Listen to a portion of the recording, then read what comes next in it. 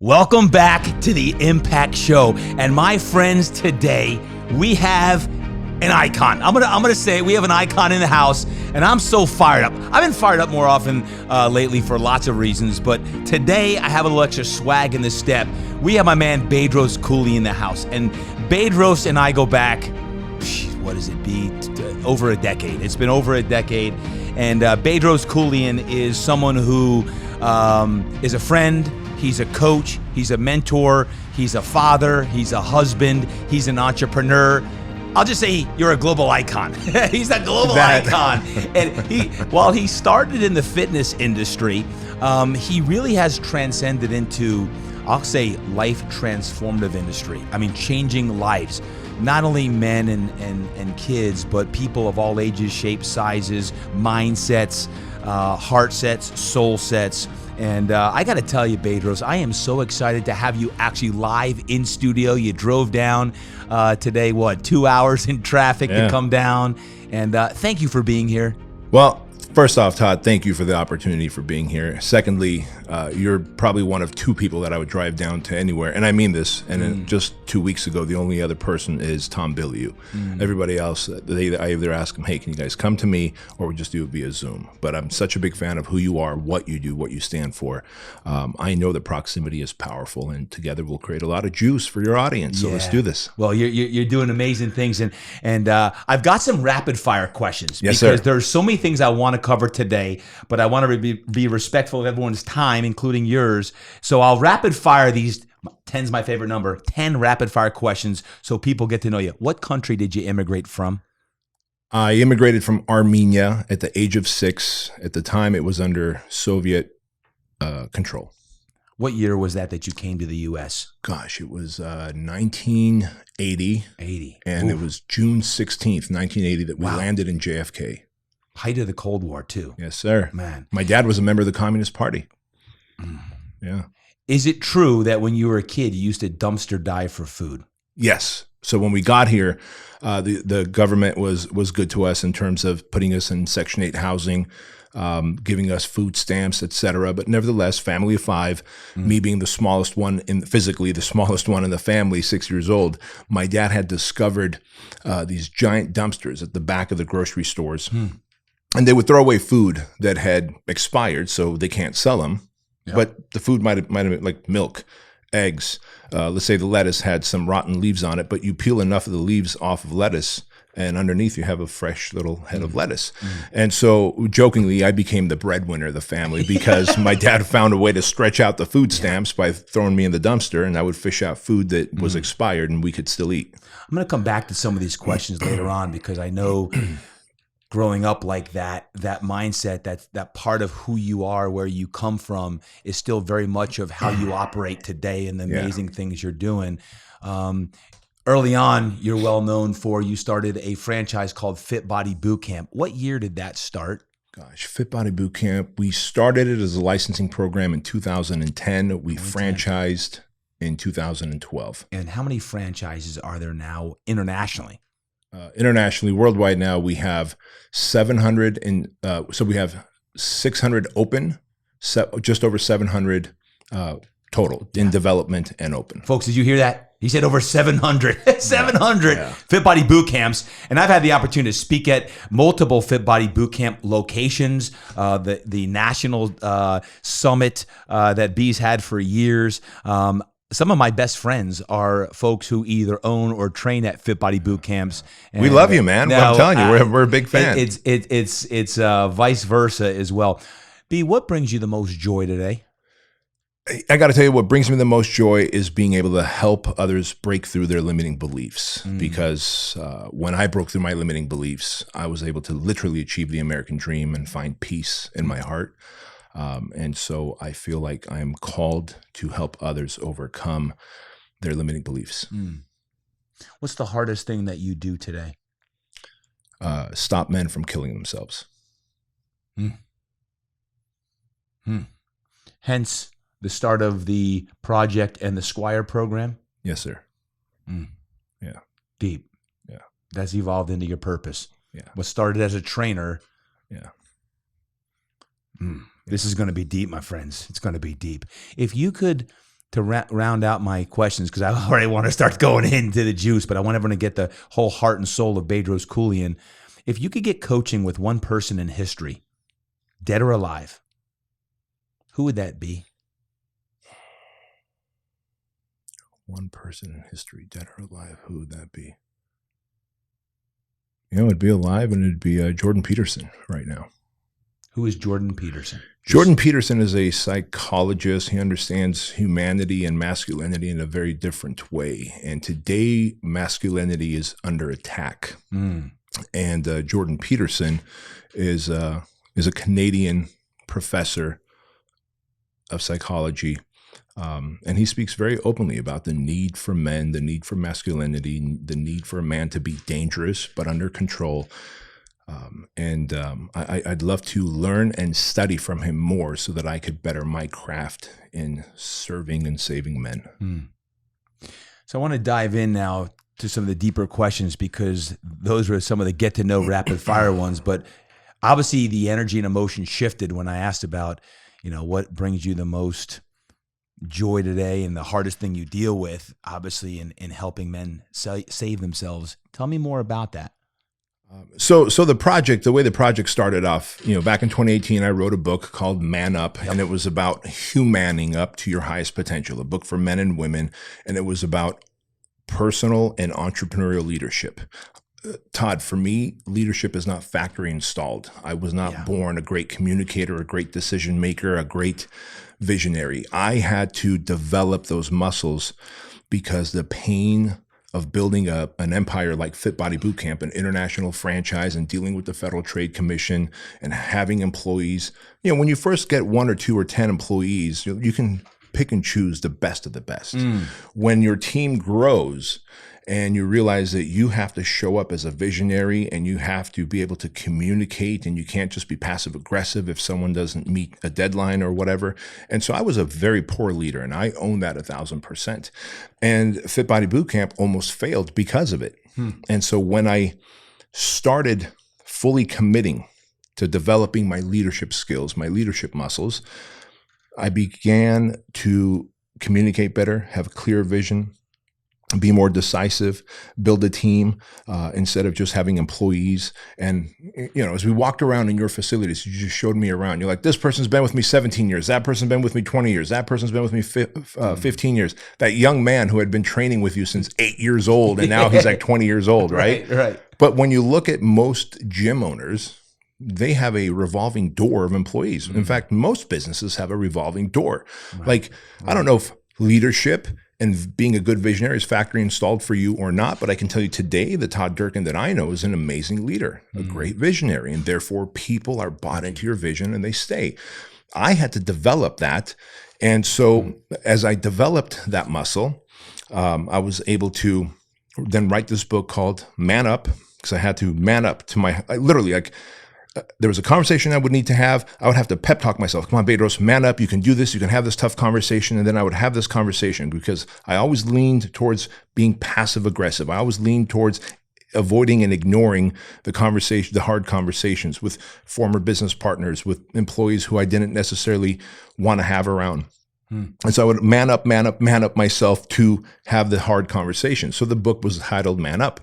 And, in it, I talked about one of the things I did to develop my leadership muscles was to start these 6-week challenges. My first 6-week challenge was to hire a running coach, train for 6 weeks, and run the San Diego Marathon. Since then, I've hire one of the best black belts grapplers on the planet, Peter Sutton, and jiu-jitsu 3 times a week for 6 weeks, and then he put me on the mats with a brown belt. Horrible. Aaron Weatherspoon, at the time, he was the MMA. He was the welterweight champion for King of the Cage, MMA 6-week challenge, trained with him for 6 weeks, and then he went in the cage with me and beat the poop out of me. But all this to say, all the things, the disciplines that I was not good at, and then we tell ourselves a story, right? Oh, God's built me to be big and strong. I'm built to lift weights. I'm not built to run. And so we start telling ourselves these stories. Amen, yeah.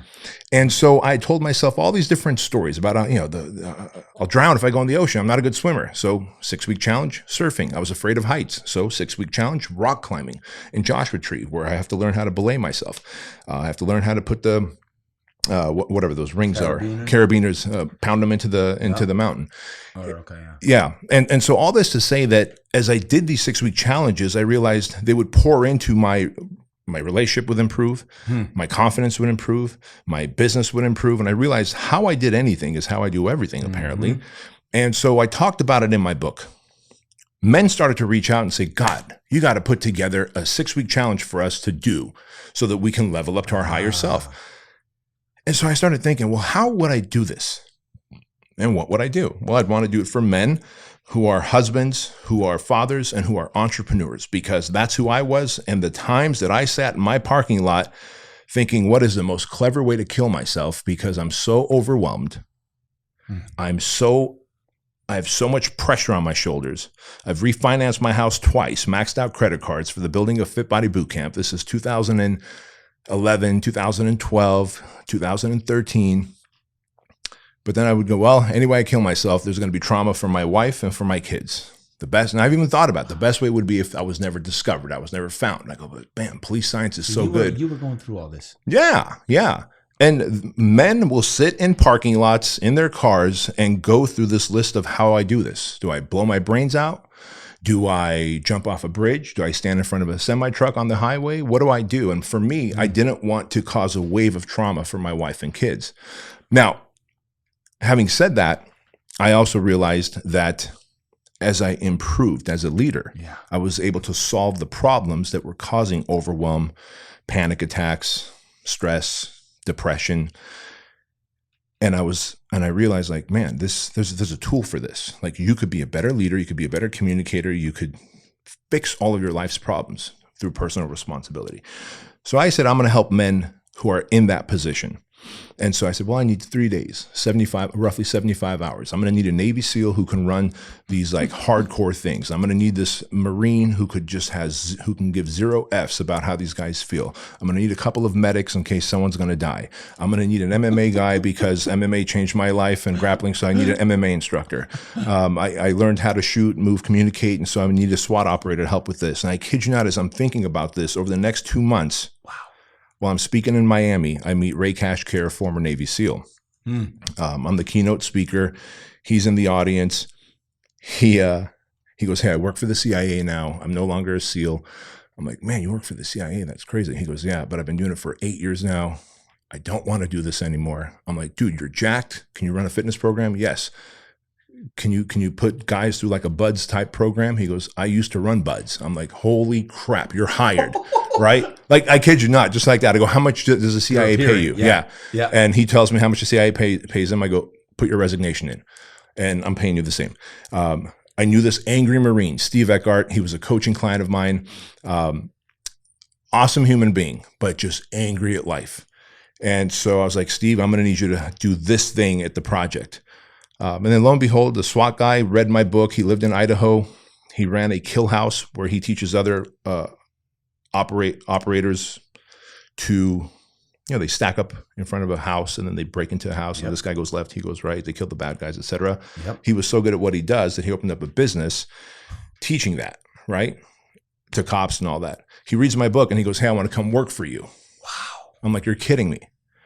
I'm like, I got exactly the intention people are dude, hearing. The universe started to conspire with me. Yep. So I put it out on social media that I'm going to do this thing, this project. We call it the project. So I was like, I'm going to do this project. It's 75 hours long. There's a SEAL, there's an MMA guy, there's a SWAT guy, there's a angry Marine. Odds are you're going to quit. It's cost $15,000, and I'm looking for 12 men who are suffering in silence, white knuckling through life, have sat in the car and thought about suicide. They want to level up in their business. Their marriage is on the rocks, and their kids don't love them, and they're wondering how their kids are ever going to love them. Like because I knew I was speaking to me. I need 12 of me. Totally. 12 of me, please. Right. And so one of them, actually our mutual friend, Matt Aspute, signed up. He was in class 1. I love it. Class 1. And we ran it, and these guys transformed. Now, out of class 1, 12 men started, 2 rang the bell. Matt graduated, and I knew right then and there we were onto something. Like, what took me 3-4 years to evolve, in 75 hours, we were able to suspend disbelief for these guys and get them to give direct feedback. Because you get to see the good, the bad, and the ugly in men when they are sleep deprived, food deprived, You're controlling all of their thoughts and emotions, and you can create an environment where they fall apart and break down, and then you can stop everything and go, here's how you could have responded. You reacted, here's how you could have responded. Yep. I've talked to Matt about this several times because he's gone back at least 2 times that I know of. Yeah. And he gets better and better, meaning it's not any easier, but he goes back because of the depth that it challenges him to go to in his own soul and even in his own relationships, you know, for him, Melody, who it's just gone to a whole different level. And I can't tell you the number of people I've talked to that have gone through the project, a.k.a. the Modern Day Night program, correct? Yeah, the Modern Day Night project. And here we are, 14 classes in now, 3 years 14 classes. 165 graduates. Wow. Over 300 men have attempted it. Half have not made it through. And of the half that didn't make it through, half of them medically rolled. They get injured. I mean, it is a high injury rate. And then the other half who don't make it gave up and rang the bell. Isn't it interesting sometimes when we create programs, we're creating programs because we have a need. And we're like, does anyone else have the same need? So you create a program and you realize, wait a second, there are other men or women that have the same thoughts, struggles, challenges, feel the emptiness, brokenness, depression that I feel. And sometimes those are your most successful programs. Absolutely. What about the Squire program? Because I know that is near and dear to your heart as well. Yeah. What is that? And explain a little bit. So the Squire program was something that was a byproduct of a book I read. And we have to give credit where credit is due. The book is entitled Raising a Modern Day Knight. And my wife's uncle gave me this book when my wife was pregnant with my son, Andrew, who's now 17 years old.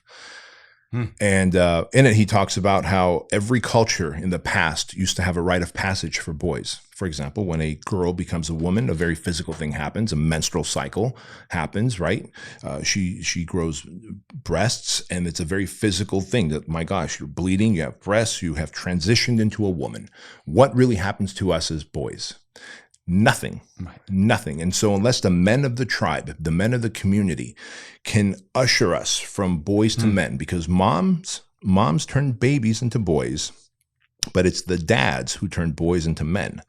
And when the dads are absent or emotionally absent, in other words, there but emotionally disconnected, and when they haven't been taught how to be a man, how to stand up and shake hands, you don't just say hi to someone. You stand up, shake hands, make eye contact. If a woman's going up the escalator, you stand behind her. If she's going down the escalator, you stand in front of her. If you're walking on a sidewalk with a woman, a man walks on the street side.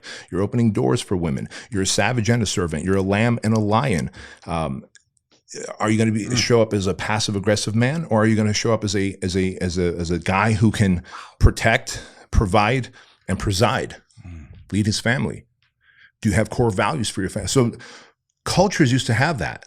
In fact, the Aborigines would take a young man from the hut when he was 13, 14 years old, as the sun was going down, and there was a tribe of men that the dad trusted.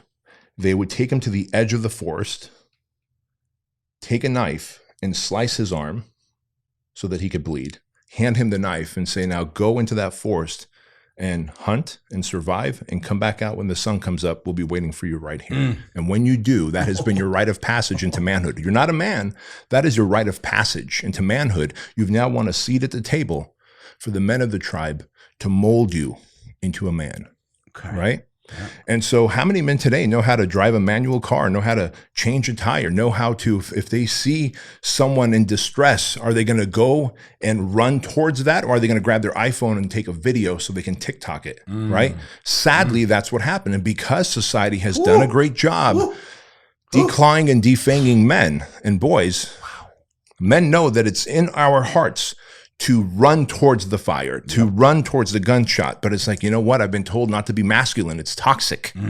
And so what they do is they end up being masculine, passive-aggressively masculine towards the women in their lives or towards the young kids in their lives because, well, those people aren't a threat, right? But if a man can get on the mats and do jujitsu, if a man can get in a ring and box, he will respect himself and the other man because I don't know how well protected you are. So the Squire program it's an actual 3, 4, 15 hour. 15 hours. Father and son show up. So fathers and sons show up together. And you do all that in 15 hours. Dude, it's a rite of passage. Yeah. So fathers and sons show up together. And in fact, we've got one this weekend in Chino Hills at our compound. And we've got 60 sets coming of fathers and sons. Jeez. Boys are usually from 13 to 15 years old. And we teach them to be competitive. We teach them all these things. Like there's this battle book that we have of 32 ways to be 32 things you need to know to be a man. It is the playbook of being a man. And some of these things, the dads always pull me aside and go, shoot, I didn't know that one. I didn't know that. I didn't know this. I didn't know that. And so sometimes we'll separate the fathers and sons. Not sometimes. Every time during the 15 hours, we'll separate the fathers and sons for about 3 hours. And I'll coach the fathers. And I'll let them know, look, you look like a pear. Your son looks like a pear. You look like a pumpkin. Your son looks like a pumpkin. You're jacked. Your son's jacked. You see how you're a role model? Yes. Great. So start working on that. But where else is your son role modeling you? Are you screen sucking? Are you aggressive, passive aggressive with his mom? And he's seeing that, and now he's learning how to poorly handle a relationship with another female in the future, right? And so we start talking to these dads in a way that they can be better role models. There's no ringing of the bell like the project. There's no fire department coming out and taking away the injured. Everybody graduates, but it's a tough experience. And at the end, we circle around, the fathers and the instructors circle around the boys, and we lock arms. And I let them know that the young men, you've now won a seat at the table for your dad to be able to mold you and guide you into masculinity, into being a man. This is your tribe of men that you are connected to. We've talked about what your core values should be. Each of you should set your own core values and make those core values non-negotiable. And they're like, oh my God, I can have core values? Yeah. Once you have core values, I can filter everything through my core values. Deep, bro. Yeah.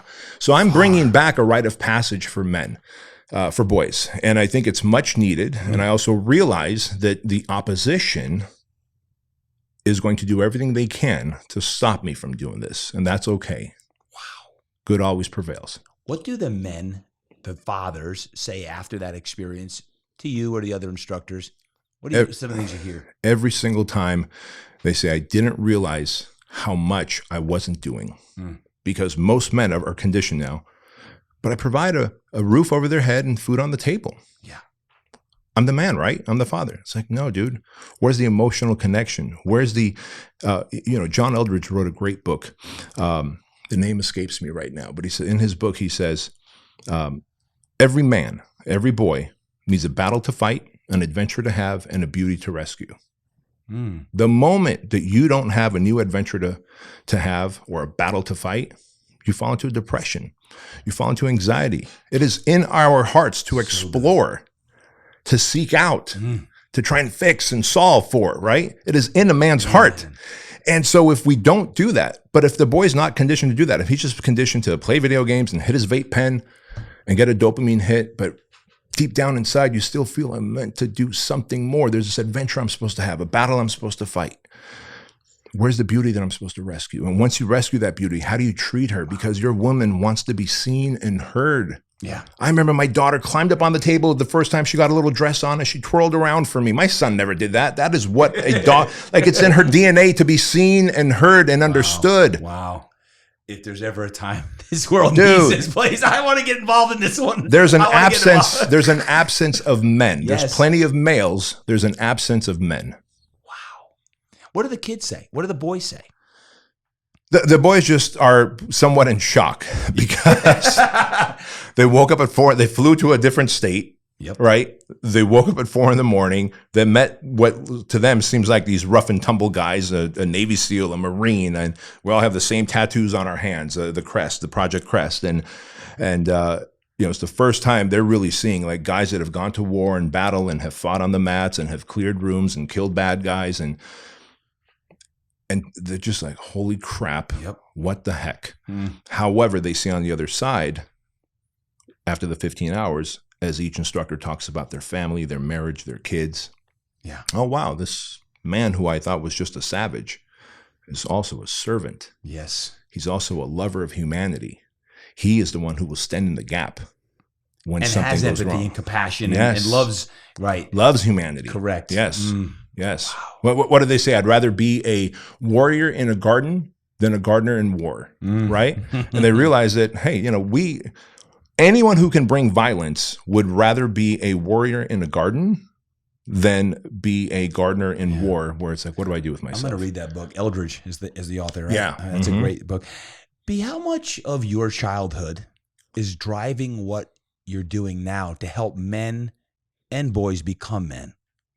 Yeah. Well, probably about 100% of my childhood, because I've had the gift of massive abuse. The greatest gift I've ever had was abuse, both coming to this country and being bullied and being involved in gang fights. Not that I was in a gang, but when you live in the Section 8 housing of Santa Ana, the Mexican gangs and the black gangs who are battling each other see the foreigner and they realize you're an easy target.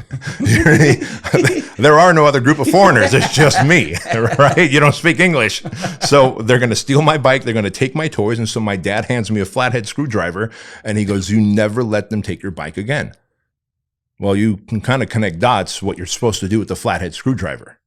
You're supposed to stab anyone that comes in your way, right? And so that's a very hard thing to process as a young man. But if you don't do that, and you get your bike stolen again, your dad's giving you the beating of a lifetime because your dad's a former communist. He doesn't give a shit. Wow. Like, he brought you to this country and he's going to make sure that you thrive. And he's just like, man, I thought America was different. And here we are, and my sons are getting involved in gang fights, right? Wow. And so that's that. And then what happened in Armenia, what my parents don't know is between the ages of 4 and 6, before we escaped, I was constantly and consistently molested by 2 older boys. So when that happens to you and you all of a sudden start feeling that you're unworthy, unlovable, broken, you have shame, rage, confusion, how do you carry yourself as a man? How do you trust another man? And this is 4 to 6 years old. Yeah. I was a young puppy, man. When did it come back?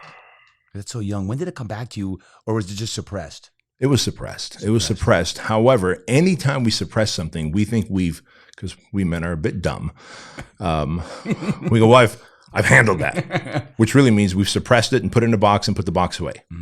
However, that box is still there and it's still stinking up the room, right? We haven't thrown the box out by processing through it, the pain. It's still there. It's stinking up the room. And so that shows up in my marriage. That shows up with my business partners who are male. And the moment I feel, not even true if there was a trust issue, if I felt there was a trust factor, I was on the attack. Because the last time I trusted boys, the first time I trusted older boys, look what happened, right? Yep. And so, dude, suppressing trauma is literally the worst thing we can do. Process through it. So I worked with a therapist after this at the age of 38, 10 years ago. I worked with the therapist, part of my journey into leadership. And all of that was actually a byproduct of a massive panic attack I had. I was going to ask you, what was it that finally said, I need help? Todd, I wish I could say that I was like this like smart savant and I'm like, I think I need help. Yeah. But like everyone else, I was like, I'm fine. I've dealt with everything bad in my life, right? By putting it in a box and stinking up the room. And so I had this massive panic attack one day. I was 38 years old in my guest house. Here's how weird the human brain is, man. So my house is here. We have a pool deck. And then on the other side of the pool deck is a standalone garage. Above the garage is our guest house. In my guest house, I have a drum set. I play the drums. Ever since I was a kid, I played the drums, so I have a drum set there. Sunday night, I was playing the drums. I went to the guest house with my shoes on, but I like to play barefoot. So I left my shoes in the guest house after playing the drums, and I came back to the main house. In the morning, I'm looking for my tennis shoes to go to the gym on a Monday morning. I'm like, that's right, they're in the guest house. Go to the guest house, bend over to pick up my shoes, and I feel what I think is a heart attack. My throat closes up, my heart starts racing, both my arms are tingling, I go tunnel vision, I hear the thug-lug, thug-lug, thug-lug, my heart racing in my ears, and I'm just like breaking out in sweat. And all I'm thinking in that moment, it's so funny, man. I don't know about anyone else. I accepted death very quickly, which I'm very disappointed in myself. Like, why I accepted death so quickly, I have no idea, man, but I'm not going to sugarcoat it and lie to you and say like, no, I'm not going to die. I was like, okay, I'm dying. 2 things must happen. I can't be found late tonight up here in this guest house. For some reason, I'm constantly worried about traumatizing my wife and kids. Right. I don't know anything about death, but you always hear about rigor mortis and the body stiffens up and it gets bloated and all this stuff, right? So I'm thinking, man, if my family finds me, because last they heard I was leaving for work to go to the gym and go to work. If they find me tonight in the guest house, I'm going to be stiff and bloated. Like they're going to see the worst of me, like eyes bulging out. Like that's how I pictured myself. Right. So that ran through my mind. The second thing that ran through my mind is I let them down. Who's going to walk Chloe down the aisle?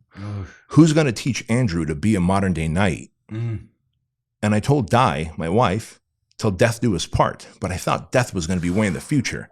And I'm just thinking like, dude, if I could just stumble down the staircase and just die on the pool deck, at least Di will see me through the window and she'll see like the best of me dead, right? Like not bloated. I'll still be lean and jacked, right? The human mind is so stupid. I know, right? And so if any doctor's listening to this, I don't know when rigor mortis hits us or whatever. So just send, through your mind, right? Right. Just send the messages to Todd on that one. Yeah. But I mean, I just pictured myself eyes bloated, pasty, just the worst of me, right? And I don't need my family to see it. So, but as I got out, like stumbled down the staircase, I don't know if it's the fresh air or the movement, dude, all of a sudden I just start feeling okay again. And in my head, I'm like, I think I just dodged a heart attack. So the next day I went to the doctor because I told my wife and she panicked. And I went to the doctor. They EKG tested me. Hey, your heart's fine. Seems like you had a panic attack. They put me on Xanax. 4 days on Xanax. Like I lost all creativity, all desire to work. I'm just a bump on a log, just drooling out the side of my mouth. Wow.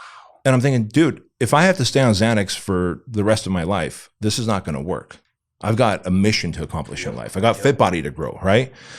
So I went back to the doctor in day 5 and I go, what do I do? I'm not going to use Xanax. He goes, how about talk therapy? I'm like, therapists are for broken people. I don't, that was like the most brokenest, right? So they're the journey of working with a great doctor, Dr. Kevin Downing, Brea, California, for 15 months, every Monday for 15 months. And we talked about the family and the mom and the dad and the sexual abuse. And man, you just unpack stuff and unpack stuff and unpack stuff. Some days when I would leave his office, I felt like I'm walking through molasses. Other days I would leave and I'd have this new understanding about myself. And I felt like, man, I made progress today. 15 months later, I was a whole new man. So did you, in going to those meetings, look forward to those meetings? Or was it more like, oh, I got to go to therapy? Was it one where you were excited because of the process, or it was really, really hard work and you didn't feel like doing the work? Both, because depending on the topic that we were on, and we'd stay on a topic for weeks, right? So when it was the topic of business, I love business. I love, growing up poor in this country. I remember telling my sister, I'm going to be so rich, you'll never have to work again.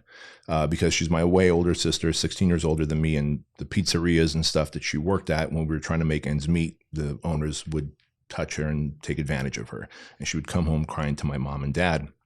And as a kid, I was like, I'm going to make so much money, you'll never have to work again. And now she works for me from home doing nothing. But she's got a great, she's listening. She's got a MacBook just like that. Because I do a lot of work. She does nothing. And I love it that way.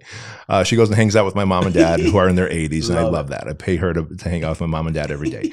But I share this with you because, I excitedly told Kevin, my therapist, so when we talk about business, I'm like, man, I've got 7 different companies. 6 of them are all creating reoccurring revenue, meaning I charge him once and get paid over and over again. And he's just leaning back, laughing in his chair. I'm like, Kevin, what are you laughing about?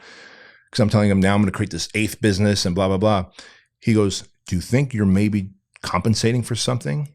And so when we would have those conversations where I'd have these aha moments like, oh my gosh, because you can use money to shield and soothe yourself. I can surround myself with people that say yes to me and not point out my problems if I have money. If I pay you enough, you're not going to want to tell me the flaws, right? And so we'd have these cool conversations. But then when the conversations would change to what happened to me as a kid and how it shows up in my marriage and how it shows up in self-love, dude, those were just like molasses for days at a time. It's like just when the walking through molasses would end on a Sunday, Monday morning, I got to go see him again. It's like crap. But it was work worth doing. So I have a question, and I don't know if there's a concrete answer to this because, Bedros, I've known you, it's been at least 12 years. It's been a long time. Yeah. And I've seen a major shift. And just more from not only as a friend, but from the outside world, where when you were getting started, you were known to the community more as cavalier. You were more of the brash, in your face kind of guy. Then, I don't know when it happened. It was more like I feel like it was 2015, 16, 17. All of a sudden, your energy, your face, everything shifted. and it seemed like you became a different persona, but real. I don't know if that's in your head, is it? But this is something that I have seen you grow into. You've made one of the most remarkable transformations of any man or woman I know, as far as just your growth. Your growth as a person. I've seen it. I've witnessed it. And I'm like, what is it? Is it the work that you did with Kevin? Is it the book, Man Up, that took you to a different stratosphere? Is it the remarkable success that you've had with FitBody Boot Camp? But I just saw this shift in energy, presence, posture, but authentic and real. Because if I could ask some of my trainer friends back in the day, you were polarizing to many. But people loved you or hate you. Now, you're loved by many. Yeah, of course, there are probably people that don't love us, right? Whatever. Sure. But your whole persona and real, just you, have changed more than most anyone I know. Yeah. Well, when we're hurt and when we're hurting, we let our ego shield and soothe. Okay. And so it's funny that you mentioned the years. You said, 2015, right? 16, late 2015, I finished working with Kevin. Interesting. Late 2014, I started. Late 2015, mid 2014, I started. Late 2015, I finished working with Kevin. I still see him once a month, like the deep work of going every week and topic by topic by topic. And interesting. As Kevin said it, he goes, wow, this is the real Bedros, huh? And I was like, what do you mean? He goes, you've finally taken the armor off. And so it's ego is armor, and ego is there to protect. We protect ourselves because we're hurt. And so the old version of me was like, yeah, I'm going to be brash. I'm going to show up with ego. I'm going to show up cocky. There's a difference between cocky and confidence. Yes. Like, we look up to confidence. We despise cockiness and ego. But I was a hurt boy, man. I was just trying to protect myself. And I felt like you can't find out, because if you find out, there's shame that I'm going to feel. But tremendously successful. Like early in your career, tremendously successful. Isn't it weird that success is about money? Was I successful though? I couldn't sleep at night. I was taking Vicodin and NyQuil to fall asleep every night, but I made a lot of money. And we say I was successful. Well, people, that's what I'm saying. People, the view from the outside, man, he's killing it. He's got 500 people at a conference or whatever. Yeah. And deep down, you're like, if you only knew. Yeah. If you only knew. Yeah. And I give you huge credit because I've seen the work. I've heard you talk about the work. We've discussed it a little bit, but I never shared with you that I've seen that shift 15, 16, 17 around that time frame.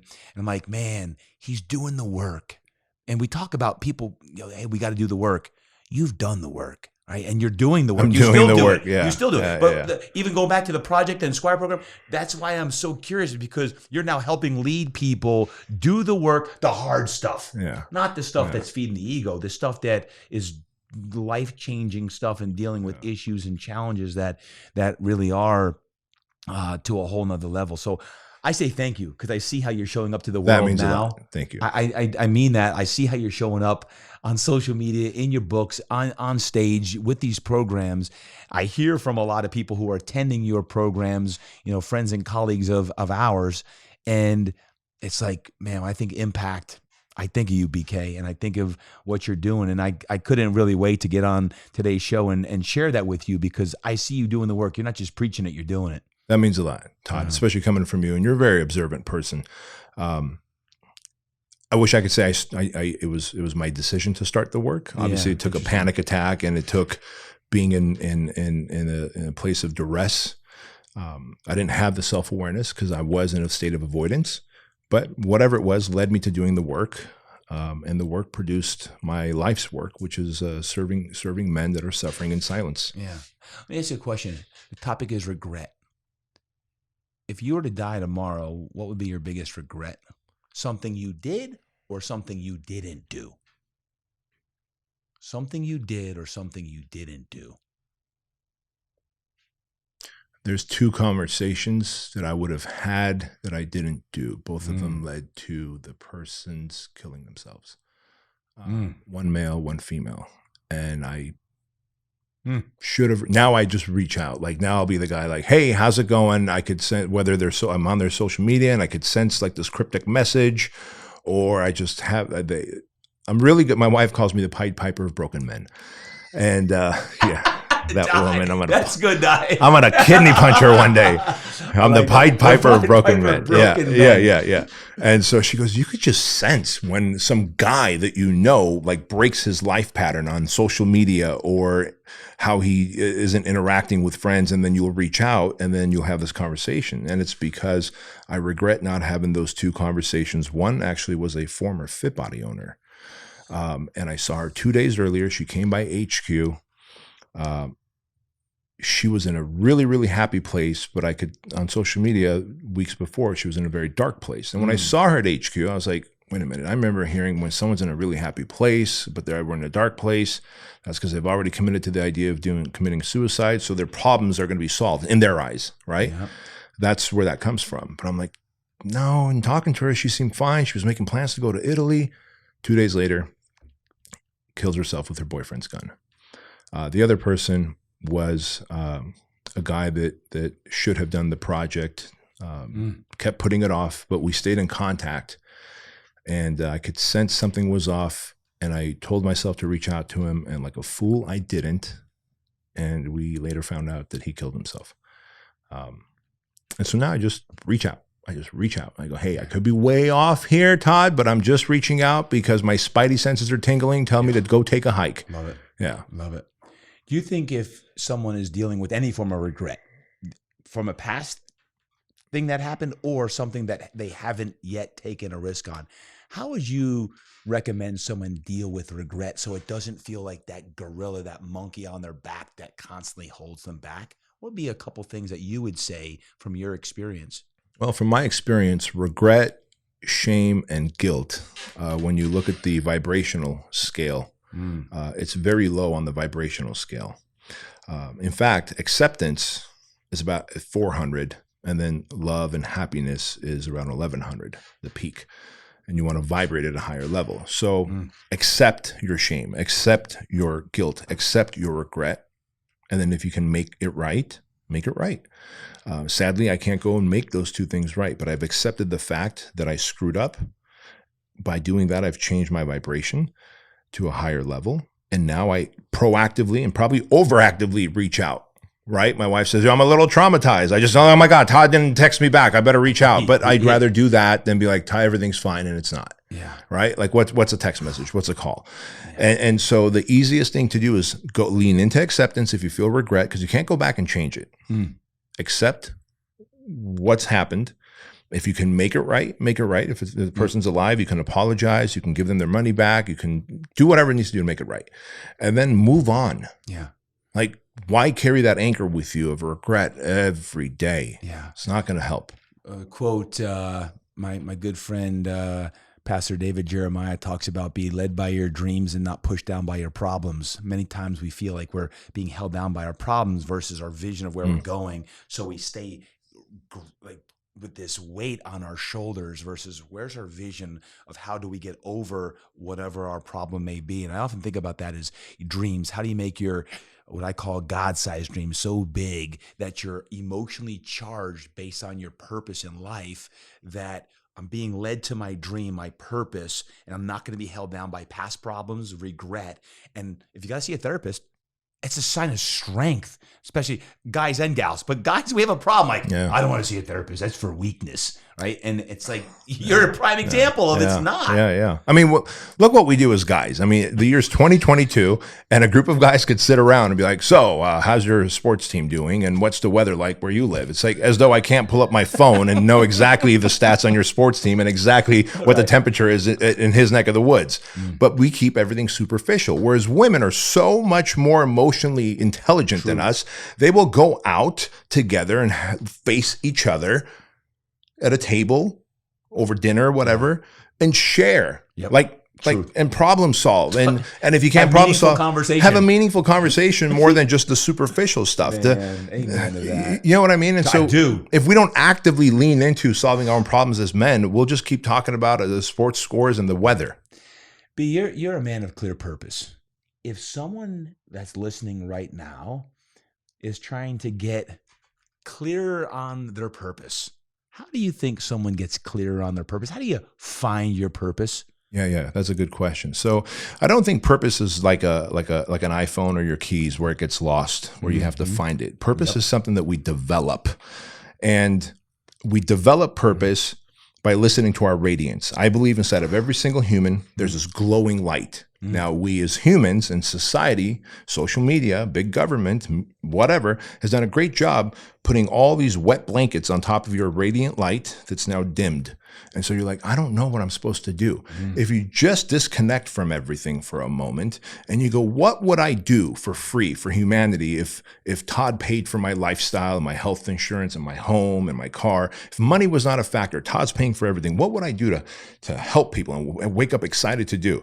Whatever that thing is, that's the key to developing your purpose. Yeah. Now, be so good at it that they're going to pay you. You think about what we do. We're personal trainers at the core, right? We're personal trainers. You remember, we come from a generation where personal trainers were only for celebrities. Like, you're going to be a personal trainer, you're going to starve. Right. Go get a real job. My daughter's not going to marry you. I've been told that, right? Like, are you a personal trainer for the stars? No, I'm not. I'm going to start my own gym and do personal training. Like, you? How? That's just, where? Right. Get right? I get it. And so, but we're like, man, I'm going to be so good that people that have money are not just going to work out on their own. They're going to hire me, and I'm going to inspire them, motivate them, and I'm going to give them the edge that they need, and they're going to get their results faster, and it's going to be more lasting. That's why I became a personal trainer. Like, I knew that I would do this for free if someone was paying me. Yep. Turns out what I really enjoyed even more than that was the conversations in between. There you go. Where you start figuring the human out. So we need to develop our purpose, and you do it by going, what would I do for free if someone paid for my lifestyle? Well, start there and then get so good at it that people will pay you for it. And the interesting part is constant development. And as we get older and we get more mature, we go through phases of life and we go, you know what? I think my purpose is developing into this. Yeah. So I went from personal training to coaching, consulting, and now I realize I need to serve men, and I don't know what I'll be doing when I'm in my 60s and 70s, but I know my purpose will develop, but it'll still stay in this realm of servitude of humanity. Yeah. I've always heard it, and I like this is, your why, what you do, your why won't change, but what and how you do will. So I've always gone into training. When I opened the gym here in year 2000, I wanted to help people. I want to get their minds and bodies and souls right. That why has continued to serve me, but how I do that today and what I do today is different than year 2000. Right? I'm doing a lot of coaching and speaking and things like yourself and entrepreneur type activities.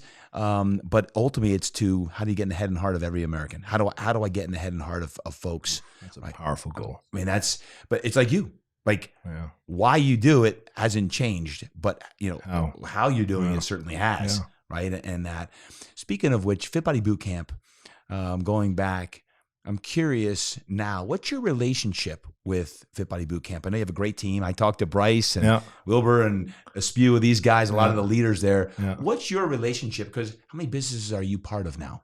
So I'm a part of seven businesses now. 7 businesses. Yeah. And on most of them, except for one, it's still in its infancies. On most of them, I sit in the visionary seat in terms of the book Traction by Gino Wickman. He talks about EOS, Entrepreneurial Operating System. Great book. So when you picture that accountability chart, on most of them, I sit in the visionary seat, and then below me is the implementer, right? Integrator. Bryce recently took the visionary seat of FitBody Boot Camp. Okay. So I literally meet with Bryce once a month for FitBody Boot Camp. He downloads where we're at, where we're headed, what bottlenecks there are. So I almost coach and consult Bryce. Obviously, I hold and own 100% of the equity in FitBody Boot Camp. But Bryce and the leadership team is so amazing and so powerful, so much better than me. Yeah. Talk about like the student becomes the master.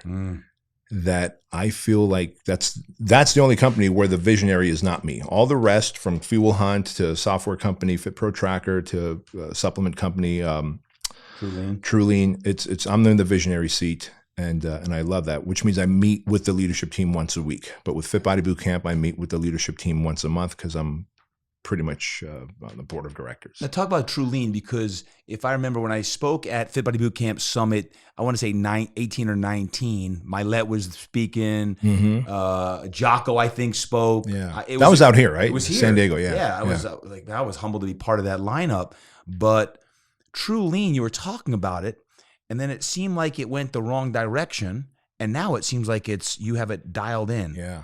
Talk about that, because it seemed like it failed, at least from the outside view, and now it's like you are crushing it. Like everything in my life. Is that true? I must have failures and temporary defeats before I can launch. That's just keep going. Yeah. And so this is actually a great entrepreneurial lesson. I'm sure there's a lot of people here that either have an idea for a business or maybe run a business. How you start your business and how it becomes successful are two different things, man. And so the idea of True Lean was that it was going to be the exclusive supplement company for FitBody Boot Camp. Yep. Right. And the fact that we had at the time like 500 FitBody Boot Camp locations, and each location had 250 to 500 clients, meant we had built-in customers for True Lean. But just because that was my vision does not mean that was the vision of my franchisees. And my franchisees, the location owners, were like, well, one, I don't like all the different ingredients in there because I think soy lecithin is okay or whatever. I think we don't have to use monk fruit. We can use this, whatever. Some didn't like the ingredients. Some didn't like the price point. Some didn't want to sell supplements because I'm a gym. I don't want to sell supplements, right?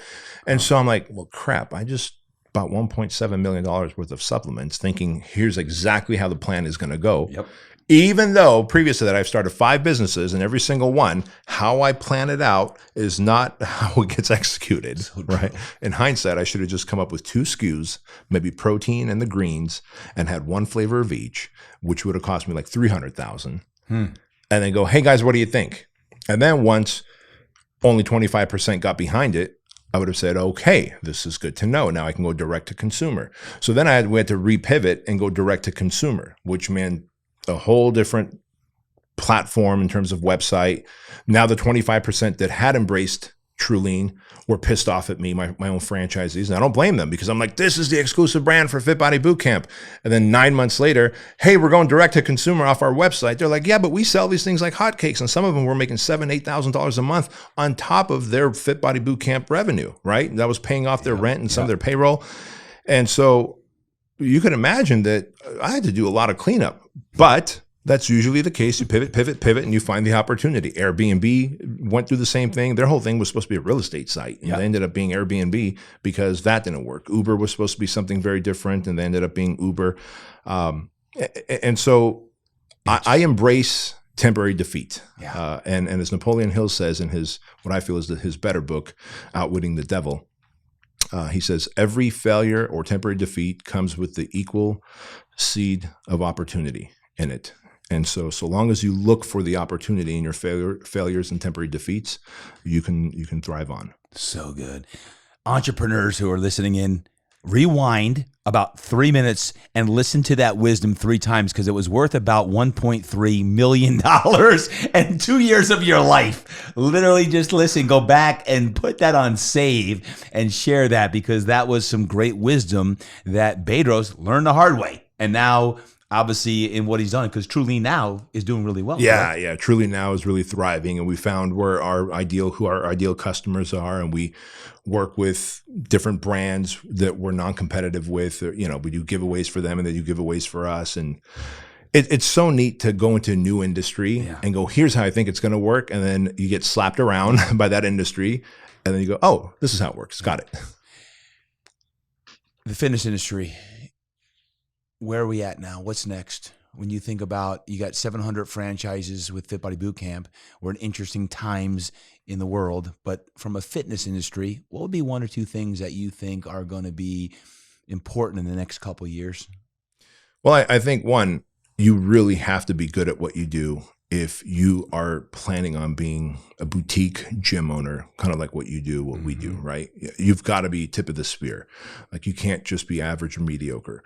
Looking ahead, we see because of the inflation, the recession that we're in, and the upcoming depression that we are guaranteed to hit, the next 4, 5, 6 years are going to be pretty bumpy. We are going to see a massive attrition across many industries, fitness being one of them, just like we saw during the pandemic.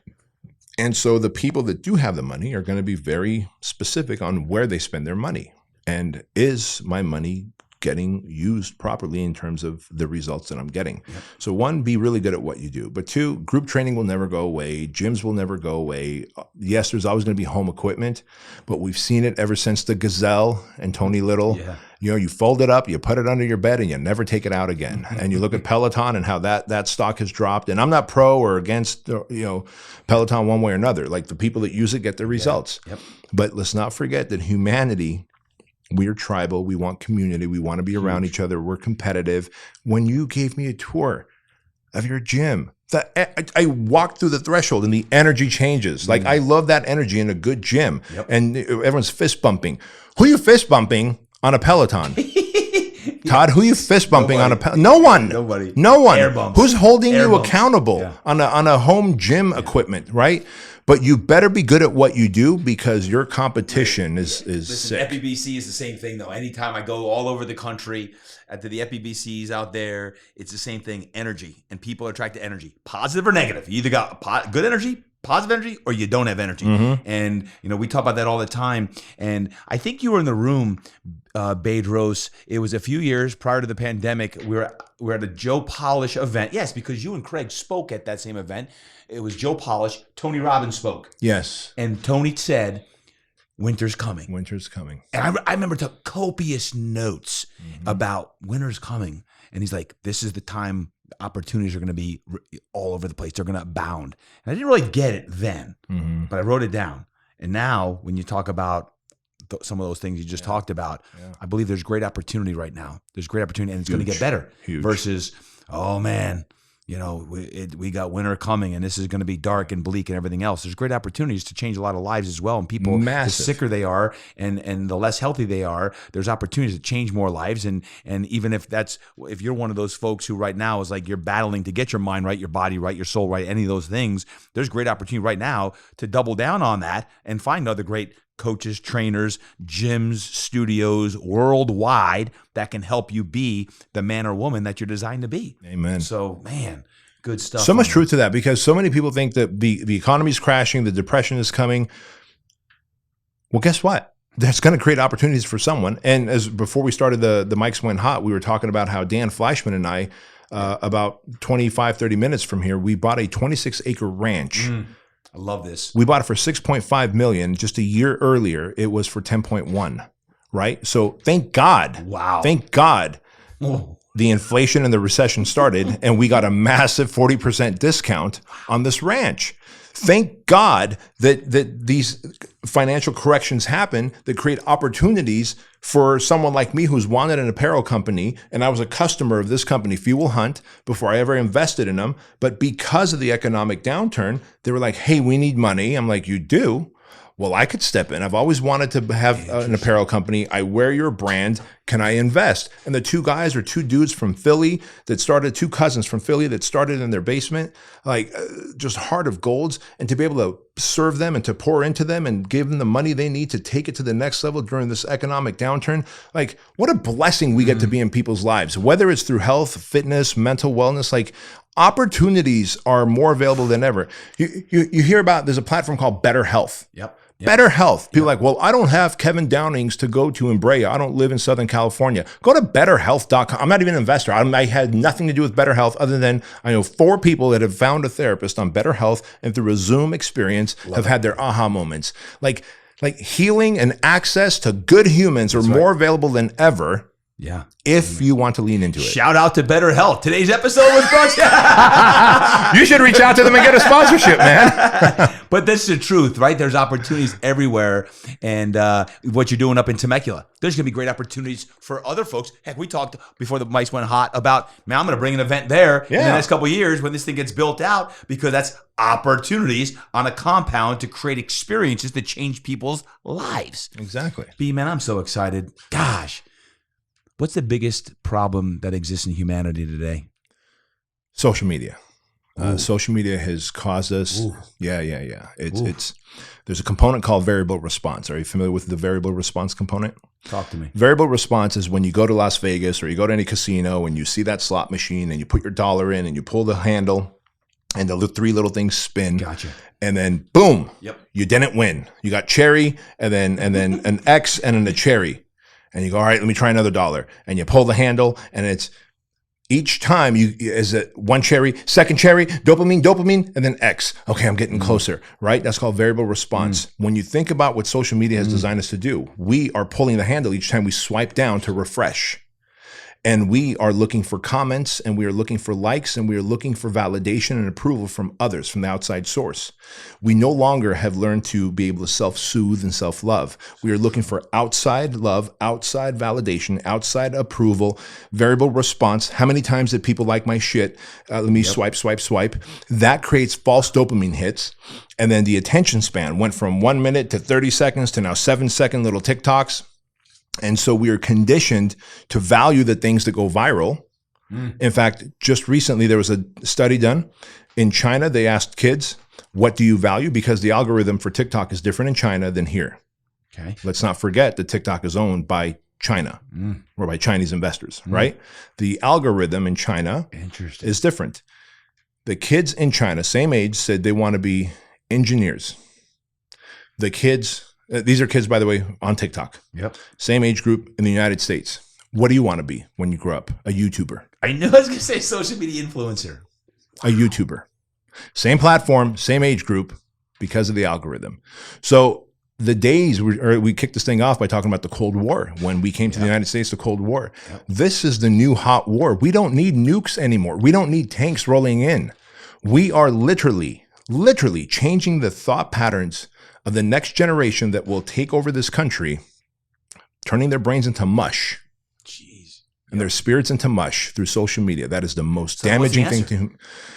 The answer is, again, great parenting. Like, we forget to parent. You go to a restaurant and you see this kid with an iPad in front of them that's just like microwaving their brains out so mom and dad can eat dinner without being interrupted. How about you teach your kids some damn manners? How about you get a babysitter for your kid? Well, I can't afford a babysitter. Then don't go to dinner with the iPad. Like, be willing to sacrifice for the future of the generation. Jeez. Brings it back to the Squire program. Right. Wow. Right. It's personal responsibility of parenting. Parenting is not just, I cleaned their diapers and they don't have a rash. Like, you know what I mean? Like, we've set the bar so low. Oh my God. We've set the bar so low, Todd, that it's like, look, if my kid is not flinging poop like a monkey, then I've raised a good kid. Dude, what about a child that knows how to, like, please and thank you and open doors and shake hands and start a conversation with an adult? Like, when Andrew was 5 years old and one of your camera guys here as an adult walks up to him and says, hey, what do you do? He would say, I play soccer. Then he'd ask, what do you do? He wouldn't just sit there like, ask me another question. Like, I've taught my son how to engage. I've taught my daughter how to engage. Yeah. Like, we have that responsibility. True. Wow. Speaking of parenting, you are very intentional about parenting. Yeah. Chloe and Andrew, now as they get older, what are some things that you do to make sure that you are parenting with intentionality? You just said one, but how do you do that? Because this is what the essence of you teach. Yeah. So just like EOS, entrepreneurial operating system for a business, where you have the vision for the business, right? You have your 3-year goal, 5-year goal, 10-year goal, and then your 12-month goal, and you break that down into 90-day quarterlies. What people don't realize is EOS also has EOS families. Okay. And so we use EOS families to have our family vision. Like, what is the vision for this family? Where are we headed as a family? What are our core values as a family? Who's the visionary? Who's the integrator? Who's the roles and responsibilities? And so we started with that many years ago when they were puppies. And even before that, when as a family, we would travel through the airport, and Di and Chloe would go to the restroom, and me and Andrew would hang out by the luggage while they're going. And then we'd take turns, right? I'd always stand with my back against the wall. And I go, hey, son, stand with your back against the wall. Do you know why? No, Dad. Well, we're in an airport, and we want to make sure that we're shepherds looking out for everyone. And so if we see something, we're going to see it in front of us, and we don't have eyes behind us, so we need the wall behind us. All right, Dad, till this day, wherever he goes, I'll just watch him. He'll just stand with his back against the wall and watch as a good shepherd. He also knows how to fight, so he'll never start a fight unless he has to engage in a fight, right? Because he knows how to fight. He knows how to box. He knows how to grapple. And so he's tested himself. Yeah. The most dangerous men are weak men, passive-aggressive men, because you can't trust them. They will take out a knife and stab you. They will take out a pistol and shoot you. They will use poor emotional discipline to run you over with their car. They will backstab you when they get the opportunity. But when a man is dangerous and has the capability to overcome their emotions and use logic and reason, that is a shepherd of him. So with Andrew, we just do that. We work out every night together. Do you know what the one wheel is? We are fanatical one wheel riders. Imagine a skateboard with a giant hole in the middle with a go-kart tire in the middle that's motorized, and you don't even have to balance. It balances you and you just lean forward, and it's motorized. And so we one wheel together, we surf together, we work out together, we go shooting together. When he was smaller and school didn't matter as much, I had to deal with the private school that as long as he maintains A grades, just like Chloe, they can travel with me. And so they would travel with me and hear some of the greatest speakers on the planet. Same with Chloe. And then with Chloe, we started off with weekly date nights. Now she's 15. Gosh, 15 next month. 15, right? Yeah. We go to monthly date nights, but just me and Chloe. And me and my wife do Wednesday nights. Tonight is a date night for me and my wife. And so these date nights are very intentional. Chloe is not just, how was school? Good. Like she knows, like, let's start a conversation in volleyball. How's it going? Any boys that are of an interest? Do you have any friends that are maybe looking at getting hooked on drugs? What actions are you taking? Part of our core values is we help people who can't help themselves. And if someone's addicted, they can't help themselves. Chloe, you have a duty to help your friend overcome the vape pen. You can't just be, I'm not going to be friends with her. If she doesn't want to comply and overcome the vape pen, and now she's obviously being a bad role model to you, then we're going to swim away. It's so important. Hardest role, parenting. It's the most important role. I'd rather open up 10 more businesses. Right. 10 more businesses. Right. All you parents out there, you're smiling right now. I can see you as you're out walking, running, working out, driving. Because it is the most important role. And when you talk about date night and spending time with your kids, it is the most important thing. But to your point, it's easy to gravitate to the business or writing the next book or this or that, when the most important thing is often right in front of your face, that your wife or your spouse or your kids. Bedros, what do you worry about the most? Is it that? Is it family? Is it business? Is it? No, it's not. It's not business, and it's not family. It's this America is such an interesting experiment. It is an experiment, man. It's such a baby country. Like, we were in Italy a couple of years ago as a family, and as we were walking around, there was a sign that said like how old the stones were. I'm like, guys, these stones are older than the United States itself. Like, the stones in Rome, Italy, were older than the country that we live in. Good perspective. And the Constitution is developed to really protect our rights, to protect our freedoms, to protect our opportunities. And what I'm most worried about is that this magical country, this amazing country, is slowly going to erode and go towards the direction of tyranny, go into the direction of further corruption. I'm not going to say corruption, further corruption, more corruption, because it is currently corrupt. And I worry for the generation that's coming up, because they're being brainwashed so well. So that's what keeps me awake at night. But I also know that good will always prevail, so long as all good people take action. Wow. With that being said, what's next for you? How do you fight that? What is it? You're doubling down on what you're currently doing, but what's next for Bedros Keuilian? Yeah, what's next for me is doing more of what's working. And what's working now is the project, the Squire program. Both of those events, by the way, I lose money on. Even though it's $15,000 per man to go through it, I pay my instructors so well. The liability insurance is so high. It's $30,000 per class liability insurance, right? And as a guy that runs a gym, your liability insurance, like 30 grand will pay for about 5-6 years of liability insurance. Right. 30 grand per class of liability insurance. So my expenses are high for running but again, I'm grateful for this entrepreneurial skill that I have, where I can FitBody Boot Camp and Truly, and my coaching business makes me so much money that I could do what I'm called to do and serve men and boys who are the future generation who will stand in the gap between good and evil. And so I will continue to do more of this, and I will continue to recruit more people like the guys that we talked about who operate, in the shadows of our governments, who are the real life heroes who continue to impact our country in a great way. Yeah. Last question. This is the Impact Show podcast. Impact to me is it's a word that means a lot because it's life, it's legacy. And I'm looking at a man right now who is creating an amazing legacy and doing amazing things now. And I've seen what you've done in your life and with your kids and family and to the 800 plus FitBody Boot Camps. It's not about the brick and mortar. It's about the thousands of men and women who've been through that. I think about the millions of people who've been impacted because of the work of one solopreneur who opened up a shop, or a trainer or coach who opened up the gym at 4 a.m., 5 a.m., or stayed on a Saturday because of some hurting person. No one sees that. And to me, that's impact. B, what's your legacy? What's your impact all about?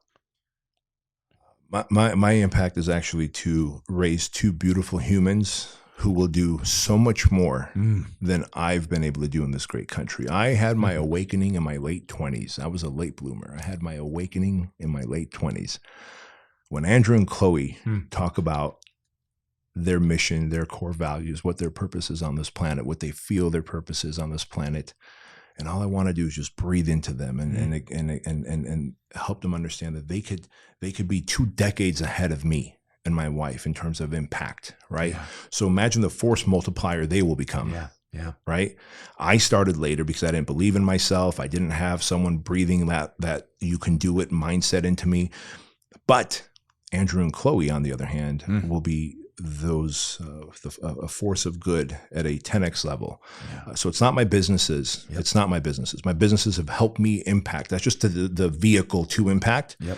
Andrew and Chloe will create such great impact, and that is my legacy. And I hope that they reach their fullest potential. And so I work my butt off every single day, breathing into them and letting them know they can do it, and I've got their back, and they've got any resource that I have access to. If a parent was listening in right now and said, I'm not doing enough, I could do better. I could do better developing my family's mission and core values in that. How do you think they get started with being a better mom or dad? I think we all know.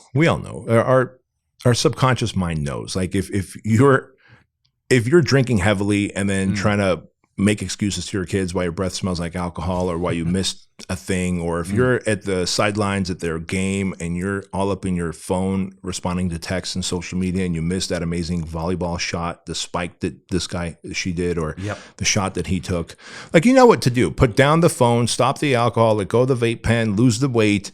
Every parent knows what to do.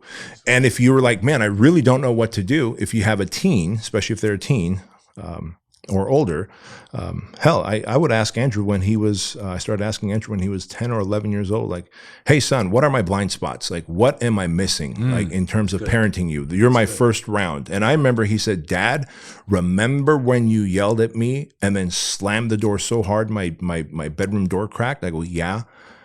He goes, remember what you said after that? I go, yeah. I said, at least I didn't beat you like my dad would beat me. He goes, do you think that justified your rage for what I did, which was just him being on his computer 20 minutes longer than he should have been? Interesting. And I was like, shoot, you're right. Yeah. Yet I justified it by saying, well, I didn't beat you like my dad would beat me when I was your age, as though slamming the door and losing, all emotional control is okay, so long as I didn't hit my son. And so since then, every year I ask my kids, and every year I get feedback. Most recently it was, hey, do you have a double standard for Chloe? And this is just from Andrew. Like, I can make a whole list from Chloe. I was like, shoot, you're right. She's my baby girl. And every dad, right? I got that. Yeah. And so I was like, son, let me explain why. I think just daughters have this place in our heart, but I love you as much. And I know I say I love you, and you mutter it right back to me, and we belly to belly hug. And I go, but when she hugs and she holds, like, you don't hold, son, and so I want to hold, and will you hold? He goes, no. I go, well, then that's why. But your sister holds me, and I want to be held. Like, I just speak my truth, man. When you get older and you get grays in your beard, I just want to be held by my kids, man. It's the most magical feeling. And he's a grown-ass man now. He doesn't want to hold his dad. Oh, my God. Let's end on this. Bedros Keuilian, thank you. Thank you for being here today and coming down. To spend time together. I thank you for the man that you are, the husband, the father. If someone wants more information on any of your programs or on yourself, where can they best follow you or find you or Sure. information on your programs? Well, first off, Todd, thank you for this opportunity, and you're just a blessing to humanity, and I appreciate you. And secondly, the best place to find me is either on Instagram at Bedros Keuilian or just bedroskeuilian.com, my website. Yeah. And folks, I'll put that in the show notes too to make sure you get all the spelling. Follow him. Follow him. I want you to make sure you follow him. He's bringing the heat. Every day I'm seeing stuff that he's putting out, and his team is doing some amazing things on all of the programs. Inspiration. If you're feeling blue, you want some more juice, you want some inspiration. Bedros is dropping it down. I'll see him in the BK Strength Facility looking all yoked up and getting after it. Is there any other questions I should be asking you that I'm not?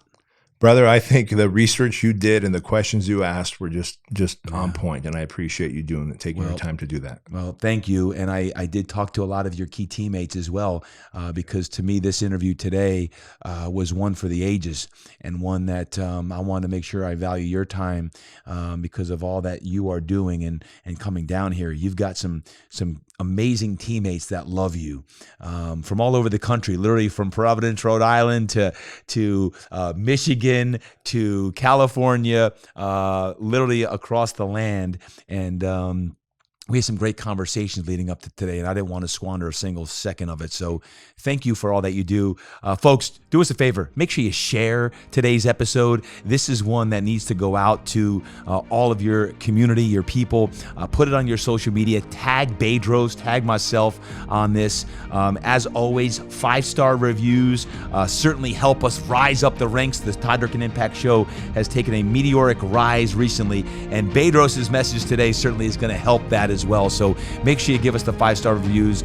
Get down there, write all of your reviews, and thank you for what you do. Remember, every single day, continue to train hard, eat right, live inspired, and go create impact today.